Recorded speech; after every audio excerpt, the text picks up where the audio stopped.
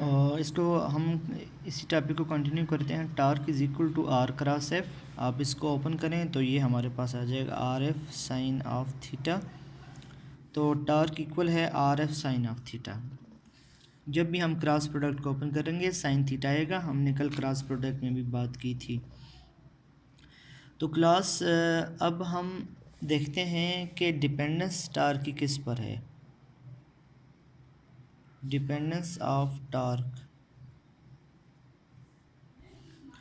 जैसा कि इक्वेशन से शो हो रहा है, टार्क तीन चीज़ों पर डिपेंड कर रही है, नंबर 1, नंबर 2 एंड नंबर 3। तो number 1 moment arm, moment of arm. Torque तीन चीज़ों पर डिपेंड करती है, number 1 moment of arm, number 2 force, number 3 orientation, number 3 orientation. तो टार्क की डिपेंडेंस तीन चीज़ों पर है। मोमेंट ऑफ आर्म, यानी मोमेंट ऑफ आर्म जितनी ज़्यादा होगा उतना ही ज़्यादा टार्क होगी। ये मोमेंट ऑफ आर्म है क्या, बेसिकली आप शायद कंफ्यूज हों। देखें ये डोर है और हम यहाँ से इस डोर को पुश करते हैं, ये हैंडल है। हम यहाँ से लेके ओरिजिन तक जितना भी डिस्टेंस है इसको मोमेंट ऑफ आर्म कहते हैं। Distance from point of action to the point of origin is called moment of arm. ठीक है, तो जहाँ से आप डिस्टेंस लगाते हैं, या आपके पास अगर रेंज है, आप यहाँ से लगाते हैं, यहाँ से जहाँ से भी आप फोर्स लगाते हैं उस रेंज के उस पॉइंट से जहाँ से आप फोर्स लगाते हैं ओरिजिन पॉइंट तक, ये मूवमेंट ऑफ आर्म कहलाता है। तो मूवमेंट ऑफ आर्म ज़्यादा होगा क्लास, तो फोर्स भी ज़्यादा होगी, ज़्यादा टर्निंग इफेक्ट होगा। अब दूसरी बात, मूवमेंट ऑफ आर्म की एप्लीकेशन देखें। अगर आप डोर को कॉर्नर से थोड़ी फोर्स भी लगाएं तो ये पुश हो जाता है, यहाँ से आपको ज़्यादा फोर्स लगानी पड़ेगी। रेंच को इसी तरीके से जो इस तरह के इंस्ट्रूमेंट आप कॉर्नर से जितना कम फोर्स लगाएंगे तो हो जाएगा, लेकिन आप ओरिजिन के जितने करीब आते जाएंगे तो उतना ही आपके लिए मुश्किल होता जाएगा। तो सेकंड हमारे पास है फोर्स। फोर्स अगर ज़ाहिर है कि फोर्स ज़्यादा लगेगी तो रोटेशन भी ज़्यादा प्रोड्यूस होगी, तो फोर्स के साथ डायरेक्टली प्रोपोर्शनल है। थर्ड हमारे पास है ओरिएंटेशन। ओरिएंटेशन हमारे पास जो है वो एंगल पर डिपेंडेंस है। ओरिएंटेशन में ज़रा सी बात है, इसमें डायरेक्टली इन्वर्सली डायरेक्ट नहीं होते। जब थीटा 0 डिग्री होगा उस वक्त आप देखें torque is equal to R F sine of 0, और टार्क इज़ इक्वल टू 0, क्योंकि साइन 0 0 के बराबर है। तो जब एंगल 0 है उस वक्त कोई टार्क, यानी आप डोर को पैरेलल खींचें इस तरह, तो पैरेलल खींचने के साथ कोई रोटेशन प्रोड्यूस नहीं होगी, इस वजह से वहाँ पर टार्क 0 होगी। तो torque is equal to R F sine of 0, torque is equal to 0। तो ये है 0 केस। सेकंड, जब theta is equal to 90 degree है उस वक्त टार्क इक्वल है आर एफ साइन ऑफ 90। तो साइन 91 की इक्वल है, तो टार्क मैक्सिमम है। टार्क क्या है, मैक्सिमम है।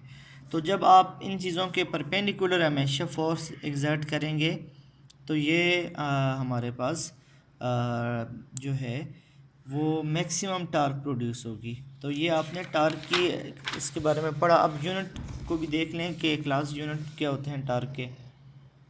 यूनिट देखें, टार्क इक्वल है आर एफ के। फोर्स की यूनिट है न्यूटन, आर की यूनिट है मीटर। तो newton metre is the SI unit of torque.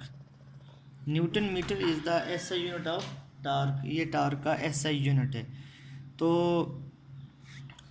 इसके बाद इसकी डायमेंशन भी देख लें। डायमेंशन क्लास जो फोर्स है वो इक्वल होती है एम ए के और आर। तो चलें, ये है एम की डायमेंशन कैपिटल एम है, ए की एल टी माइनस 2 है, तो एम एल टी माइनस 2, और आर की एल है, तो ये हो जाएगा M L square T minus 2। ये डायमेंशन है टार्क की। तो टार्क का टॉपिक रिवाइज करते हैं। टार्क को क्लास हम डिफ़ाइन करते हैं। Turning effect of force is called torque. A force, और दूसरी डिफिनेशन है force which produce angular acceleration in a body is called torque. एक ऐसी फोर्स जो एंगुलर एक्सेलरेशन प्रोड्यूस करे किसी भी बॉडी में उसको हम टार्क कहते हैं। और इसको मैथमेटिकली डिफ़ाइन करते हैं कि टार्क क्रॉस प्रोडक्ट है मोमेंट ऑफ आर्म और फोर्स का। Torque is equal to R cross F, और क्रॉस प्रोडक्ट को आप ओपन करें, ये भी इसकी डिफिनीशन है। अगर आपको ये डिफिनीशन याद ना हो, आप डायरेक्टली कह सकते हैं torque is a cross product of moment arm and force. तो आप क्रॉस प्रोडक्ट को ओपन करें, are F sine of theta. तो यहाँ से टार्क की डिपेंडेंस तीन चीज़ों पर है, मोमेंट ऑफ आर्म, फोर्स और एंगल।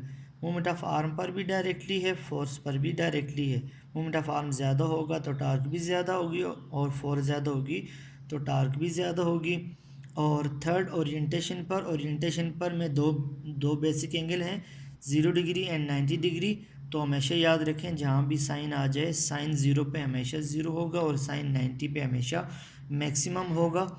तो टार्क 0 पे बिल्कुल 0 हो जाएगी, यानी जब पैरेलल 0 डिग्री उस वक्त होता है when R and F are parallel, जब आर और एफ पैरेलल होती हैं।